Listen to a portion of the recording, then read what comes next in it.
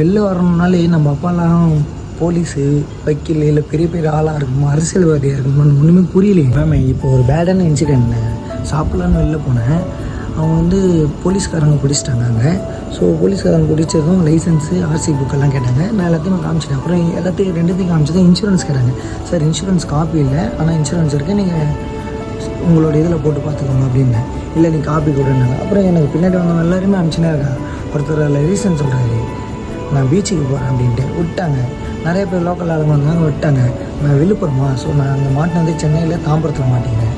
எல்லாமே கரெக்டாக இருக்குது, வண்டி என் பேரில் தான் இருக்குது. அப்படியும் பிடிச்சிட்டாங்க. நானும் வெயிட் பண்ணிகிட்டே இருந்தேன். எல்லோரும் வரவங்க ஆரம்பிச்சிட்டாங்க. லாஸ்ட்டாக ஒருத்தவங்க வந்தாங்க. அவங்ககிட்ட வந்து என்ன மாதிரி தான் லைசன்ஸும் ஆர்சி புக்கும் இருந்தது, ஆனால் இன்சூரன்ஸ் காப்பி இல்லை. ஸோ அவங்க அப்பா போலீஸ் தான். கால் பண்ணி போலீஸ்கிட்ட கொடுத்தாரு, இந்த மாதிரி எங்கள் அப்பா போலீஸ் தான் பேசுங்கன்னு. ஓகே நீங்கள் கிளம்புன்ட்டாங்க.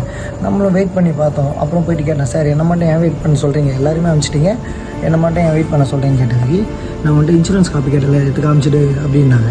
சார் இல்லை சார். அப்புறம் அவர் ஏன் சார் அனுப்புகிறீங்க, அவரு தானே காமிட்டீங்களே, அவங்க அப்பா போலீஸு கால் பண்ணி பேசினதான் அவர் அனுப்புகிறீங்க அப்படின்னு கேட்டதுக்கு, ஏன் நான்லாம் அனுப்பக்கூடாதா அப்படின்னு என்ன கேட்டார். அது உங்கள் விருப்பம் சார், என்ன ஏன் சார் வெயிட் பண்ண வைக்கிறீங்க அப்படின்னேன். இல்லை எனக்கு புரியல.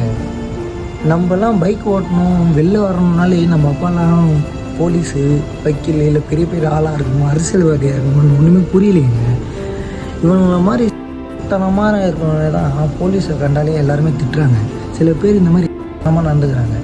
அவங்க ஃபோட்டோலாம் போடுறேன், அதெல்லாம் பாருங்கள். ரொம்ப ஒஸ்ட்டான எக்ஸ்பீரியன்ஸ் சீரியஸாக. எல்லாமே இருந்துமே ஒரு 1/2 hour கிட்டே என்ன நிற்க வச்சாங்க. அதான் என்னே தெரியல. இந்த மாதிரி பேடாக எக்ஸ்பீரியன்ஸ் பண்ணிங்கன்னா மறக்காமல் கமெண்ட் பண்ணுங்கள். Okay family, by.